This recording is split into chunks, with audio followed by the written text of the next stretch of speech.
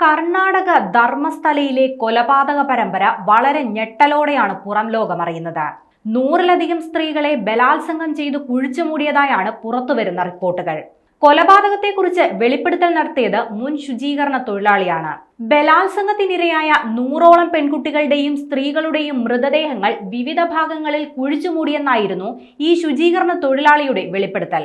ഈ ശുചീകരണ തൊഴിലാളിയെ നിലവിൽ കോടതിയിൽ ഹാജരാക്കി.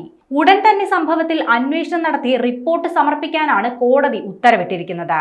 1995 മുതൽ 2014 വരെ ധർമ്മസ്ഥലയിൽ പ്രായപൂർത്തിയാകാത്ത പെൺകുട്ടികൾ ഉൾപ്പെടെ 100-ലധികം സ്ത്രീകളുടെ മൃതദേഹങ്ങൾ കുഴിച്ചു മൂടിയെന്നായിരുന്നു മുൻ ശുചീകരണ തൊഴിലാളി വെളിപ്പെടുത്തിയത്. തികച്ചും അവിശ്വസനീയമായ ഒരു വെളിപ്പെടുത്തലായിരുന്നു ഇത്. എന്നാൽ ഇതിന് പിന്നാലെ ശുചീകരണ തൊഴിലാളി ചൂണ്ടിക്കാട്ടിയ സ്ഥലത്തു നിന്നും തലയോട്ടി ഉൾപ്പെടെയുള്ള മൃതദേഹാവശിഷ്ടങ്ങൾ ലഭിച്ചതോടെ ഈ വെളിപ്പെടുത്തലിന് പിന്നിലെ സത്യാവസ്ഥ ചുരുളഴിയുകയാണ്. വർഷങ്ങൾ പഴക്കമുള്ള അവശിഷ്ടങ്ങളാണ് ഇപ്പോൾ കണ്ടെടുത്തിട്ടുള്ളത്. ബലാത്സംഗത്തിനിരയായി കൊല്ലപ്പെട്ടവരിലേറെയും പ്രായപൂർത്തിയാകാത്ത പെൺകുട്ടികളാണെന്നാണ് വിവരം.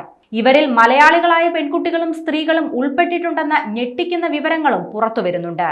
അതേസമയം 2001 മുതൽ 2013 വരെയുള്ള കാലയളവിൽ മാത്രം 484 പേർ ധർമ്മസ്ഥലയിൽ കൊല്ലപ്പെട്ടതായാണ് വിവരാവകാശ നിയമപ്രകാരമുള്ള റിപ്പോർട്ടിൽ പറയുന്നത്.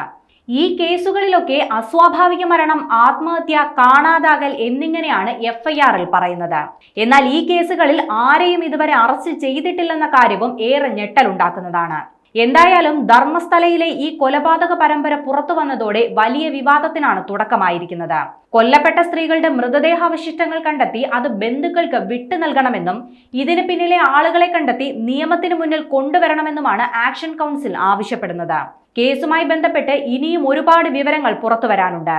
കേസിൽ അന്വേഷണം നടത്താൻ ഒരാഴ്ചത്തെ സമയമാണ് ഇപ്പോൾ കോടതി പോലീസിന് നൽകിയിരിക്കുന്നത്.